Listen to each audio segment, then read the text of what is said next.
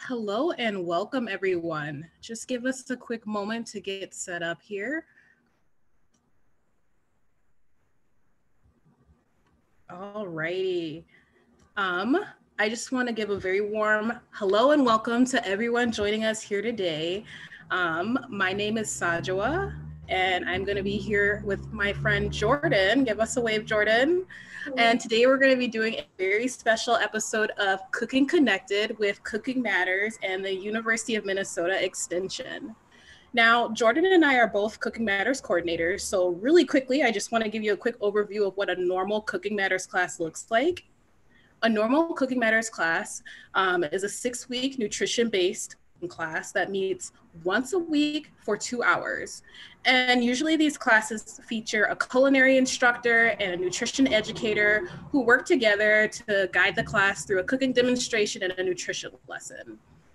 But today we're going to be doing things a little bit different, and we're going to be doing a live virtual cooking class in an effort to continue our work in the community and practice social distancing. So our goal today is to learn a new recipe and encourage healthful eating habits on a budget. Now, really quickly before we get started, we were hoping that you guys could do us a favor and take a really quick survey for us. We're gonna be posting that survey link down in the chat box below. So check that out and take that after you see our video and give us a little bit of feedback and help us progress our work. The program code for this survey is right here on screen for you. And that's gonna be E as in elephant 0966673. So go ahead and type in this program code when you decide to take that survey, and that would be really helpful for us as we continue things like this in the community. Now, I want to really quickly introduce our chef. Again, it's Jordan. Hi, everyone. Hi, Jordan. Hi, everyone. Thank you so much for joining us today. So today we're going to be making a really awesome recipe. It is pasta with roasted vegetables. It is a Cooking Matters classic. I really love this recipe because it's so versatile. You can do a lot with it, changing up the vegetables, changing up how you cook it, depending on what's in your pantry. What do you think about this recipe, Sajwa? Oh, this is my favorite recipe to do week 1 of a Cooking Matters class. And the reason for that is because you get to have your fresh, your frozen, and canned vegetables. So you're getting a little bit of all three, and it's a really cool way to see how you can use all of these different forms of produce in one recipe. Yeah, so today we are going to be using all 3 forms of fresh, canned, and frozen in this recipe. So with that, let's go ahead and get started. The first thing I always like to do before getting started cooking is, of course, wash my hands. So that's really important, washing our hands for about 20 seconds. You can sing happy birthday, ABCs, yep, and getting all of the surfaces of your hands. The next thing you're going to want to do is sanitize your station or your countertops right now. It's really important. Food safety is very important. So you'll see I have a second camera here. This is my chef's view. So all of my countertops are actually already sanitized. And then I get everything in order. So here are all the ingredients we are going to be working with today. For our fresh options, we have garlic, onions, and mushrooms.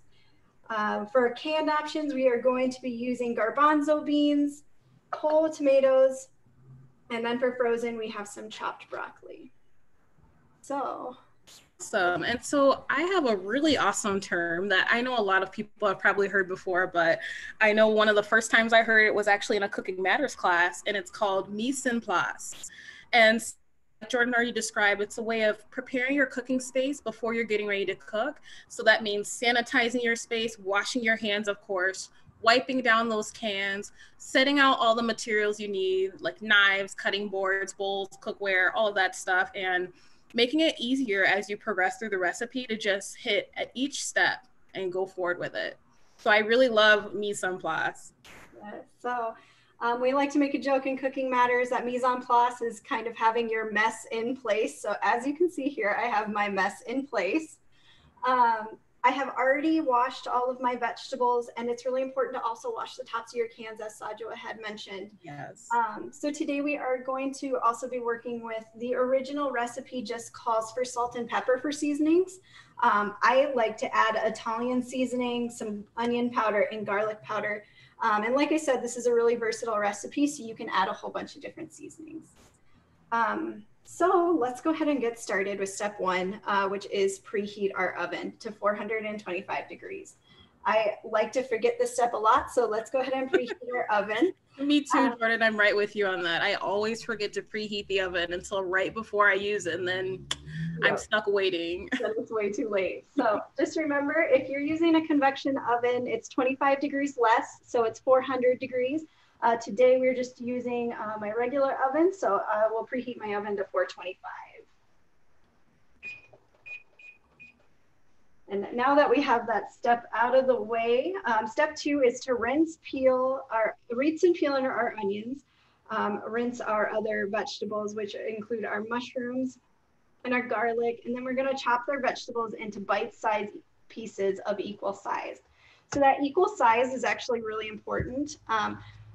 We're cutting all of our vegetables, like I said, to an equal size because then they cook at about the same time as well. So I'm going to go ahead and start with my onion. I've got my whole onion here. Like I said, it has already been washed, and I'm just going to quickly show you how to cut an onion properly. But before we get started, I'm going to show you how to hold a knife properly. So the first thing that you want to do when you're holding your knife, I've got a nice chef's knife here. I'm going to pinch the blade, and then I'm going to wrap my fingers around. So this is the proper way to hold your knife. This just makes sure you get a little bit more power. It's a little bit safer. So this is the proper way to hold a knife. I would encourage you to start working on this skill at home of holding your knife this way. Something else that you should think about considering to start working in when you're cooking is using the claw. So when we have foods that roll around like our onion does, you hold the foods with a claw motion like this. And this is just so when you're cutting, you have this nice little barrier. Exactly. You're not cutting your fingers. So it's just a little bit safer. Yeah, I love that tip. That's actually been really helpful for me as I'm an up and coming chef. Exactly. And you know, this is a really nice recipe to start getting kids in the kitchen. So if you have kids at home that can start using knives, this is great. Kids that maybe can't use knives yet, you can start having them by washing your vegetables and teaching them about that as well. So the first thing that we're going to do with our onion is we're going to chop off this top piece here. I'm just going to go ahead and chop a portion of this off. Put that to the side, and that creates a nice flat surface for me. I'm also going to cut off this fuzzy piece right here, just a little bit. This is the side that's holding my onion together, so I don't want to chop off too much of it. I just cut off a little bit of that fuzzy piece right there. Then I'm going to set it down on the flat surface here and cut straight down in half. So we have two halves now, and I am probably actually going to make use this whole onion in this recipe. I'll just set it flat down on its surface when I'm ready to cut it. But we're going to go ahead and take off all of this paper as well. And you know, a really quick tip that I've heard in a couple Cooking Matters classes actually is saving those peelings from the different vegetables that you're using and putting them into a plastic baggie and then putting them in the freezer, and you can use them later to actually make vegetable broth. And you can use this with chicken bones. I mean, it's a really great way to save money, especially right now where, you know, things like broth may be a little skimpy on the shelves. So that's a really quick tip that I've heard in a couple classes, and hopefully you guys can use them. Exactly. And I like to do that at home too with all of these extra shavings that I'm saving off of my onion. I'm just going to throw them in a bag in the freezer, and then when that gets full, I'll just make broth out of it. So it's a really great tip. Save a little money too. Mm-hmm. So I started cutting my onion into these nice little sections here. So I just cut straight down on the onion. So then it has these sections like that, like so. Yeah.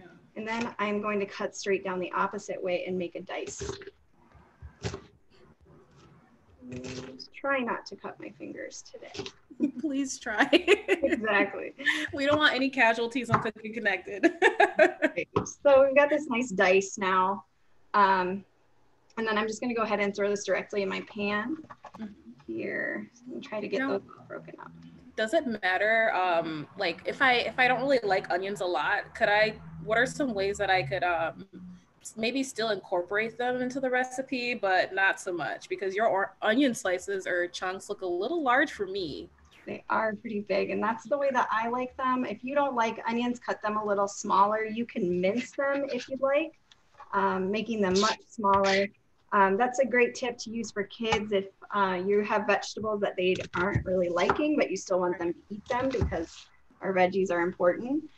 You can cut them a little bit smaller so then they can't really taste them. If you get a big chunk of onion, you can kind of taste that quite a bit. Yeah. But I really like onions, so I'm gonna go ahead and use some big chunks. And right when I get to the end here, I'm just gonna lay it down on the side. That one's pretty big. I'm gonna cut that one too. I'll save these off to the side. So we've got our onion done. And then I had bought in some pre-sliced mushrooms as well to add to this recipe. So sometimes our pre-sliced mushrooms, and when they're on sale, can be cheaper or as reasonable as the whole mushrooms. But just keep in mind, most of the time when you're doing the work yourself, for instance, slicing the mushrooms, you usually have to pay for that work being done. So if you buy whole mushrooms, typically they're cheaper. So that's something to look out for. So I'm just gonna go ahead and throw these in. I did wash these. Usually when they're sliced, they are pre-washed, but please keep in mind that you may wanna wash them again. I wasn't seeing on the package of these that they were already washed. So I just wanted to wash them again, just to be safe rather than sorry. Yeah, yeah. So the next thing I am going to throw in there is my garbanzo beans. Oh, awesome. So I just am using a garbanzo bean here. And this is a really great protein source that is not animal. And it actually is not a low sodium option. So can you tell us how to get that sodium off of there, Sajwa? I'd love to. It'd be my pleasure.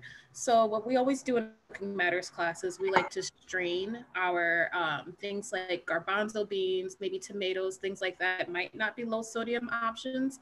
And we rinse them actually. And that's a really great way to rinse off that extra sodium that may be on those canned vegetables. So you can still incorporate them into your recipe and then you're limiting the amount of sodium that you're putting into the recipe. It's also a great tip to do with fruit too. I always forget to mention that, but when the fruit comes in that maybe high fructose corn syrup or a light syrup, if you're not interested in that and you want to, decrease the amount of sugars, go ahead and rinse those off and they'll still be just as flavorful. Exactly. So that's a really great tip. If they're, if the garbanzo beans or something is on sale, you can still buy the full sodium option and still get that sale, which is a really great thing to save a little money. So I see you've got your fresh. I see you've got canned. Or frozen. So frozen. Our lovely chopped broccoli today. Broccoli, it was actually really reasonable to buy our broccoli. So I love frozen vegetables. You can add a lot of different frozen vegetables to this. I like to add broccoli, but you could add cauliflower. They have really lovely like stir fry mixes that have a lot of different vegetables in there. Yeah. You can add that as well. I love that. Really whatever you like. I love that. Yeah, and one of the best things about frozen vegetables, I mean, when you get either the fresh, frozen, or canned, they're all great sources of vegetable to add into your diet or into your recipe. I like frozen vegetables because, living here in Minnesota, it's not always warm and sunny like it is today. And so it's a way that we can still get that broccoli, we can still get those green beans, those peas, and they're usually frozen at the peak of ripeness and they hold longer in the freezer for us. So that's really helpful. And then, same thing with the canned, as long as you rinse off those vegetables, they're really helpful ways for us during the winter time to store our food and still be able to incorporate fruits and veggies into our diet. That's right. So really in this recipe, you can add a lot of what you have in your pantry already, any canned, fresh, or frozen items. So I am also going to add, I actually had some garlic on hand as well, some fresh garlic. I usually don't have that around too often, but I am going to add it to this recipe. So I'm gonna quickly show you how to chop some garlic. I like to take these sides off. There. And then with the blade facing away from you, you're just gonna go ahead and push down with a little force, and that should help you get this paper off as well. And this is something else that you can throw into your good idea. And I love that sound of that little crunch when you push down on it. Yeah. I mean, ASMR much? That's awesome. I just did a quick chop on this, and now I'm gonna mince it. This is a really fine mince, and what you're gonna do is you're gonna take your fingertips and set it directly on top of the knife. And then you're just gonna go ahead and rock your knife around on the garlic here. So you can use powdered garlic as well, or if you have pre-minced, which I typically buy a lot because it's really convenient. There's my oven preheated. So you can have a lot of different options with this recipe, but I really like garlic like a lot. So we're gonna add quite a bit to this one. No worries, I'm a big garlic fan myself, so pile it in there. That's right. All right, so let's just go ahead and add our garlic real quick. And like I said, I am also going to be using some whole tomatoes here. I'll actually add those after everything is roasted. So we're going to be roasting our vegetables in the oven today for about 30 minutes. Yum, okay. All right, so let's go ahead and move on. So I'm going to go ahead and add some oil now. So I am just using actually a grapeseed oil. It's got a higher smoking point. That's the only reason I'm using it, but you can use a canola oil. You can use an olive oil, whatever you have on hand.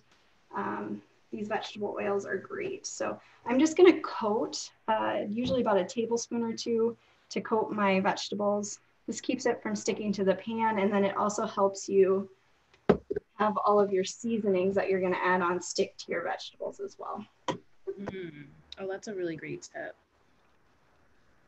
You can do this part in a separate bowl. I just don't really like doing dishes, so I am going to mix it all in my casserole pan here. Now, I just have a quick question. I'm looking at the recipe here, and I definitely see my vegetables, and I guess technically tomatoes are a fruit, so we've got that. I know we're going to be using pasta as our grain, and I remember there being some cheese involved, but I wanted to really quickly check in. Is there a protein in this recipe?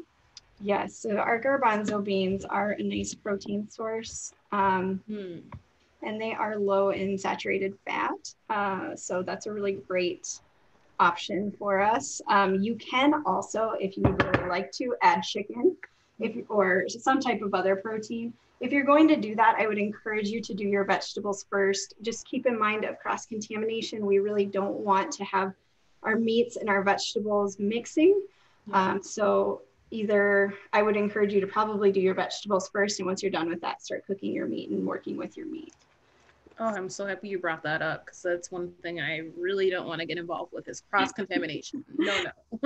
Not in my kitchen. So well, let's go ahead and add our seasoning. So today we are adding, like I said, an Italian seasoning, a garlic powder, and an onion powder. And this is just a little bit of what I had extra. I did want to mention with our seasonings, you'll see that I have a bag seasoning here. I typically find these in Cub or on the produce aisle, but I like to buy my seasonings a lot of times in bags like this.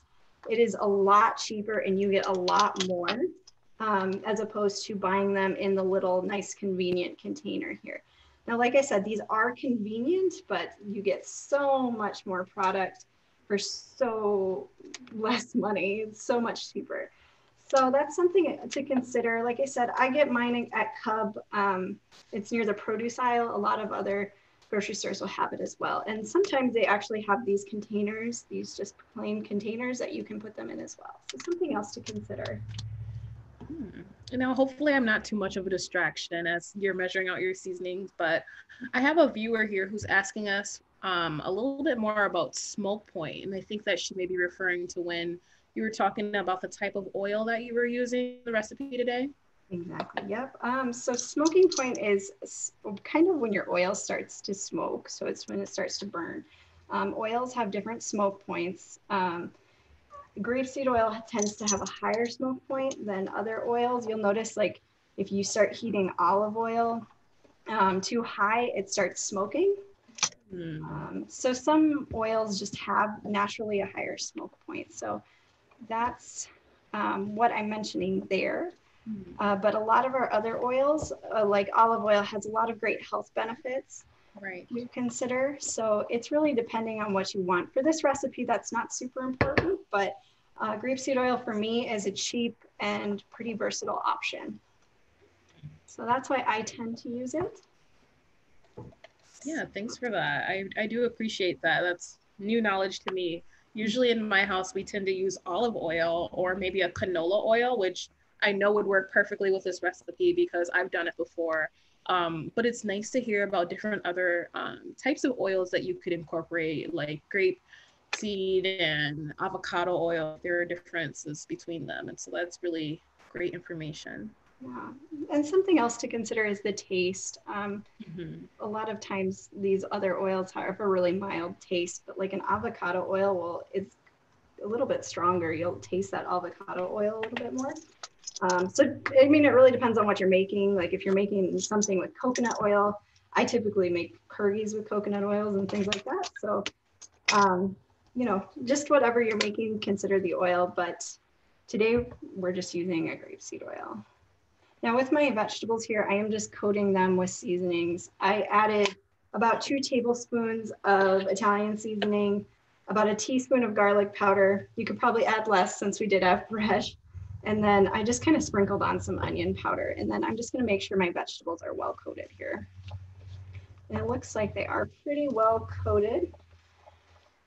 All right, I'm gonna go ahead and throw these in the oven. So the next thing we're actually gonna go ahead and do is we are going to be cooking our pasta according to package directions. And we are working with a nice whole grain pasta today.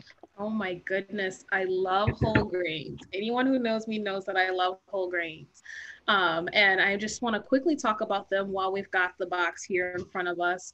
One of my favorite things about whole grains is that they keep you fuller longer. They have lots of fiber in there, jam-packed with other nutrients. So they're a really great alternative to the other enriched grains. And I know it can be a bit of a difference in taste and texture when you're transitioning from regular pastas to whole grain pastas. So one tip that I really like to share with a lot of families, especially with younger kids maybe, is to do half and half of the whole grain and half of the regular pasta as a way to just ease your family into eating more whole grains. Now, when you're shopping at the grocery store, it can be a little tough to find a whole grain, but luckily for us, there is one really quick tip I can show you. Jordan is holding the box for us. There it is. And when you see that golden stamp of approval right there that Jordan's pointing at, and it says whole grain, it's a surefire way to know that you've chosen a product with whole grains in it. Another way to find out if your product has whole grains is by looking at the ingredient list. Not the front label, but the ingredient list. And on that list, you're looking for the word whole. When you see that word, it's a really great indicator that you do indeed have a whole grain. Some other whole grains that you might want to keep in mind would be popcorn, brown rice, quinoa, oatmeal, rolled oats, that kind of stuff, millet, buckwheat. All of those are great sources of whole grains that I highly recommend incorporating into your diet. Now, when you are eating more whole grains, you're going to want to make sure that you drink more water to kind of help that fiber push its way through. So definitely make sure you incorporate those 2 things into your diet as you move forward. Awesome. So whole grains are a great option, as Sajua was saying. This is just, I'm using a rotini today, so the nice spiral pasta. You can use whatever you have in your pantry. If you have a penne, that will work. Even if you wanted to use a spaghetti, it might be a little different, but you can also use that. So this, like I said, this is a really versatile recipe that you can just throw what you have in your pantry together. So and really quickly, oh, sorry to cut you off, Jordan, but you know what? That's how a Cooking Matters class is. No hard feelings. But one of our viewers actually made a really great comment that I'd love to share with everyone. and they're saying to go ahead and read the labels on those mixed blends of spices, because they may have added salt in there. And so you want to be careful if you have a seasoning that has added salt. Again, we're watching our sodium always. And if you're someone who loves kind of a salty flavor, you can always add that salt at the end of the recipe just before you eat it. Just a little bit. We're gonna be gentle with it. Another tip we love to promote here with Cooking Matters Minnesota is using herbs and spices instead of salt to get that flavor. So again, Jordan today, she's using some garlic, we've got onion, we've got Italian seasoning, and that's going to really add a lot of vivacious flavor into our recipe. So I really can't wait to see what this is going to look like at the end. I'm really excited for this. Awesome. So we're just going to go ahead. I already threw my vegetables in the oven. Those are going to roast for about 30 minutes. So our next step, I have cooked our pasta already here. So the recipe says that you can actually reserve about a half a cup of the pasta water. The reason for this is sometimes this recipe, though, if you're making it straight out of the book, it can get a little dry. So at the end, you can add that pasta water back in to make it a little more moist. Since today we are using some whole tomatoes, that isn't really necessary. If you don't like tomatoes, you don't have to do this. You can just use the pasta water and make it, use that moisture there. So as we've been saying, we have been using stuff out of our pantry. I only had whole tomatoes today. So what I went ahead and did is I used just a nice little mashed potato masher here to mash up my whole tomatoes. And I'm actually going to use the whole can today since they are whole tomatoes. And after the pasta was done cooking, I'll just go ahead and switch over here so you can see my oven. I just went ahead and threw it. I just took our pasta out and then I put my whole tomatoes directly in here and then mushed them in here. And then I'm just going to go ahead and heat this just a little bit so they get warm again. This has been cooking for a little while, so it has a little bit of warmth there. So after these have heated up a little bit, they've already been crushed, like I said, with my mashed potato masher. If you don't have one of these, you can actually just go ahead and use your hands, but please make sure that your hands are washed before you do that. I did add a few seasonings to this, just the seasonings that we added before. That is optional. If you don't want to do that, that's fine. So I have my nice crushed tomatoes here that have been heated up. And I'll just go ahead and show you right here my crushed tomatoes. I do have a really quick question from another viewer. Just while that pasta's in sight, I want to really quickly ask. One viewer says, I've heard that it takes longer to cook whole grain pastas. If I mix the two, how do I keep the regular pasta from getting mushy and the whole grain pasta from not cooking to al dente? That's a tough one, Jordan. Are you ready for it? So, you know, one thing I can think of that you can do is you can actually start your whole grain pasta first, maybe just a minute or two beforehand, and then start cooking your white pasta that you're using. That's one option I can think of. Can anybody else in the audience think of an option for our other viewer? So that's something else for our viewers to think about. Yeah, that's actually what I would recommend too. Is just doing the whole pasta first and adding in that regular pasta later. Yeah. So I'm gonna go ahead and throw our pasta back into our whole tomatoes and then just stir that up quickly. And then once our vegetables are done, I'm gonna go ahead and throw that directly into the pot as well, and then just mix it all together. So that's a really great option. Fortunately for you, we do not have to wait until everything is completed today. Here's what our finished product is going to look like after everything is all said and done. So today I did add a little bit of Parmesan cheese to the top, just to kind of finish it off. It adds that little bit of extra salt. We've got some really nice color in there with all of our vegetables. Oh, that's picture perfect, Jordan. I couldn't have done better. Wow. So we are just, this is a really big recipe. So you will have leftovers, which is really nice. You could eat off of this for the rest of the week. Yeah. Some last minute things that I did want to mention. We do have other spice options for this. You can actually make it with a Cajun seasoning I have done before. And then I believe we've also done a curry with this. So there are a lot of different options. If you don't like the Italian that we did today, just use the seasonings that you have in your cupboard that you like. If you want to spice it up a bit, add a little bit of cayenne and things like that. So wow, I love the versatility with this recipe. And I just want to give a big thanks and a big shout out to Chef Jordan Aday for joining us and prepping the recipe for us and giving us that beauty because I'm getting hungry. I'm going to have to make some pastas tonight. So before we go, I'd love if you guys, the viewers, not you, Jordan, but the viewers, I'd love if you guys comment below on any recipes you think we should try next. Also, feel free to check out our Facebook page and like and follow us. And don't forget to take that survey for us. That's going to be really helpful as we continue to do live events like this during this time. So again, I just want to remind you all of the program code. That's going to be E as an elephant, 096673. That's our program code for the survey that we'd love for you guys to take some time and do for us if you got some time later on. And again, we really appreciate you guys joining us today for Cooking Connected with Cooking Matters Minnesota. And we look forward to the next event and having you guys see the next recipe. Thank you. thanks, everyone. Bye-bye.